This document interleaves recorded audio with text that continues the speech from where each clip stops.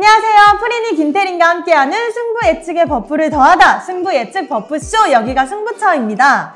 오늘 분석할 경기들은 23일 밤과 24일 새벽에 치러질 E조와 F조의 경기들을 분석해 보려고 합니다.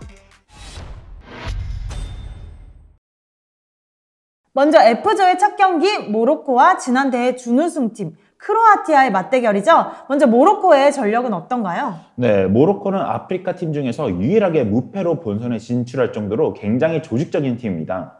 아마도 이번 월드컵에서 다크호스가 되지 않을까 싶은데요.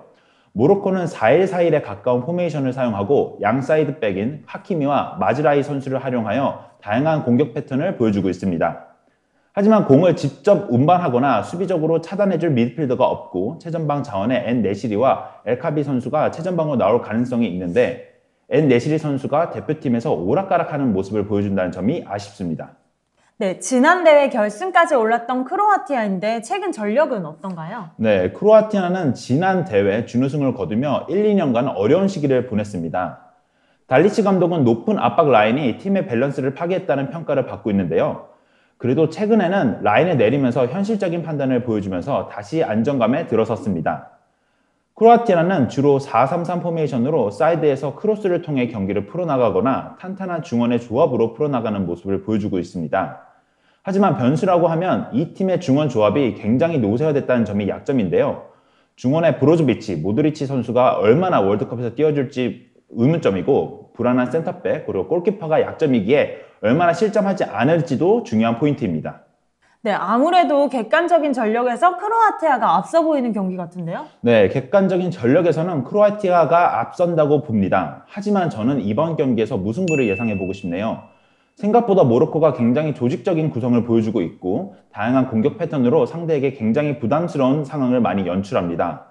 또한 월드컵 준우승팀은 다음 월드컵에서 좋지 못하는 모습을 보여주는 징크스도 존재하죠. 그러기에 저는 이번 경기 무승부를 예상해봅니다. 네, 예상 외로 탄탄한 모로코의 조직력, 무승부를 예상하셨네요. 다음은 2조 첫 경기, 전차군단 독일과 일본의 맞대결이죠. 먼저 우리가 잡아냈던 독일의 전력은 어떤가요? 독일은 한지 플릭 감독 지도 아래에서 월드컵 지형에선 조 1위를 차지하며 월드컵행을 일찌감치 확정지었습니다. 하지만 베르너 로이스 등 공격 자원들이 부상을 당하며 공격진에서 문제가 생겼고 폼이 좋았던 훈멜스를 뽑지 않는 등 선수 선발에 대해 논란이 있는 상황입니다. 최근 오만과의 평가전에서는 1-0 승리를 거두긴 했으나 답답한 공격력을 보여주어 우려가 되는 상황이죠. 키미, 고레츠카의 중원 라인은 든든하나 그에 비해서 공격진의 무게감은 떨어지는 상황입니다. 네, 이에 맞서는 일본. 첫 상대가 굉장히 어렵네요. 네, 맞습니다. 일본은 사우디에 밀려 조 2위로 월드컵에 진출했습니다. 주전 풀백 나카야마가 부상으로 낙마했고 쿠보와 토미야스도 부상이 유실되는 만큼 전력 누수가 심한 편이죠. 또한 피지컬 면에서 약해 유럽 선수들의 피지컬에 눌리는 경향이 있는데 독일은 평균 시장 180이 넘는 선수들이 포진해 있는 상황입니다. 네, 압도적인 스쿼드 차이. 과연 승리는 어떤 팀이 가져갈까요? 독일의 최근 기세가 주춤한 편이지만 독일의 승리가 예상되는 경기입니다. 하지만 독일의 빈곤한 공격력을 고려할 때 대승까지는 힘들어 보이고 독일의 한 점차 접전 승리를 예상합니다. 네, 피지컬적인 우위, 독일의 승리를 예상하셨네요.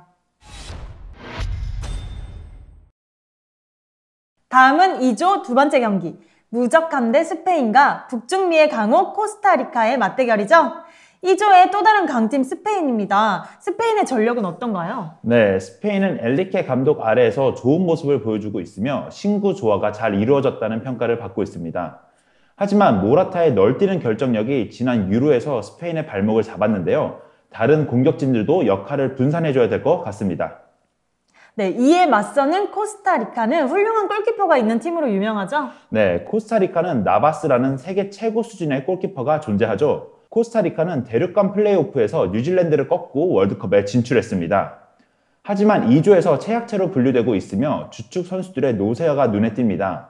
같은 조에 속한 국가들과의 상대 전적에서도 밀려 상성이 좋지 않은 편입니다. 하지만 조엘 캠벨을 중심으로 한 위협적인 역습은 코스타리카의 장점입니다. 네, 이번 경기는 결과는 어떻게 예상하세요? 네, 코스타리카가 수비적으로 나올 가능성이 높은 경기인데요.